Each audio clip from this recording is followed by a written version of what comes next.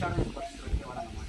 వాల్మీకి మహర్షి ఏమన్నా పైసలు సంపాదించాలి, మనిషి కనబడతాడు, ఆయన వెళ్ళే రూట్లో అయితే కనబడతాడు, ఆయన సంత కూడా బంగారం ఇస్తున్నదిగా అంటే భార్యకి ఇవ్వాలంటే ఆ రోజు మనకి పూట ఖర్చుందా లేదా అని ఆలోచించుకునేవాడు.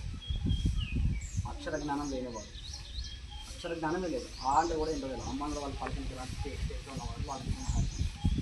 అలాంటి సమయంలో అదే రూట్లో ప్రతిరోజు ఒక్కో వెళ్తుండేవారు. అదే సమయంలో ఒకరోజు హనుమంతుడు అంటున్నాడు, అసలు నీకు ఎందుకు చేస్తుంది వేయడానికి రీజన్ అని హనుమంతుడు అనుకొని మానవ రూపం దాల్చి హనుమంతుడు భూలోకానికి వచ్చిందనమాట.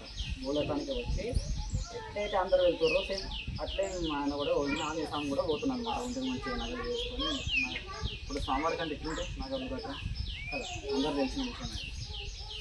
అది చూడంగానే వాళ్ళని మార్చేయమంటున్నాను, అబ్బా నేను ఒక్కరిని చంపేస్తే కాదు లైఫ్ సెటిల్ అయిపోయినట్టు, ఒక్కరిని అయిపోయింది, ఒక్కరితో నా లైఫ్ మొత్తం సెటిల్ అయిపోతుంది, చచ్చేంత వరకు నా పిల్లలు కూడా బతకొచ్చు, అంత బంగారం ఉండి ఉంటాయి.